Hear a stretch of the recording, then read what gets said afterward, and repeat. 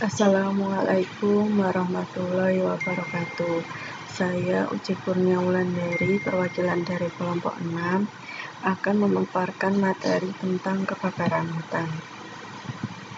Definisi dari kebakaran hutan yaitu suatu keadaan di mana hutan dilanda api sehingga mengakibatkan kerusakan hutan dan atau hasil hutan yang menimbulkan kerugian ekonomis dan atau nilai lingkungan. Penyebab dari kebakaran hutan yaitu kebakaran hutan terjadi bukan karena illegal logging saja, tetapi sangat banyak penyebabnya, mulai dari faktor alam sampai disebabkan oleh manusia. Berikut uraian penyebab terjadinya kebakaran hutan. Yang pertama, disebabkan oleh faktor alam. Sambaran petir. Petir memiliki energi yang berubah menjadi percikan api yang apabila terkena pada dedaunan dan kayu kering dapat menimbulkan titik api yang lebih besar. Benturan longsoran satu batu dengan batu lainnya apabila bergesekan akan menimbulkan energi yang dapat berubah menjadi percikan api. Singkapan batu bara. Batu bara merupakan salah satu bahan bakar apabila iklim suhu terlalu tinggi dapat membakar batu bara dengan sendirinya. Lalu tumpukan daun kering dan fenomena iklim El Nino.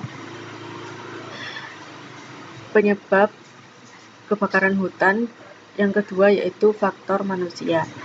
Sistem perladangan tradisional dari penduduk setempat yang berpindah-pindah, pembukaan hutan oleh para pemegang hak pengusahaan hutan untuk industri kayu maupun perkebunan kelapa sawit, kecerobohan dengan merokok dan membuang putung rokok di hutan, membiarkan bara api setelah bergema karena bara api yang tidak dipadamkan secara benar-benar padam dapat tertiup udara bebas dan akhirnya menimbulkan nyala api yang lebih besar dan menyambar ke dedaunan atau kayu kering yang ada di hutan. Upaya pengendalian dan pencegahan kebakaran hutan. Dalam kebakaran hutan dikenal istilah segitiga api. Segitiga api adalah bentuk sederhana untuk menggambarkan proses pembakaran dan aplikasinya. 3 unsur segitiga api itu adalah bahan bakar, oksigen, dan panas atau sumber penyulut.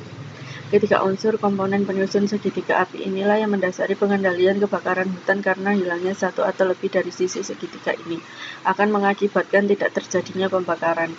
Segitiga api dapat divisualisasikan sebagai dasar hubungan reaksi berantai dari pembakaran. Seperti yang telah dijelaskan sebelumnya, prinsip pemadam kebakaran adalah dengan cara menghilangkan salah satu sisi dari segitiga api tersebut. Upaya yang dapat dilakukan sesuai dengan prinsip pemadam kebakaran diantaranya adalah sebagai berikut. Yang pertama yaitu pendinginan.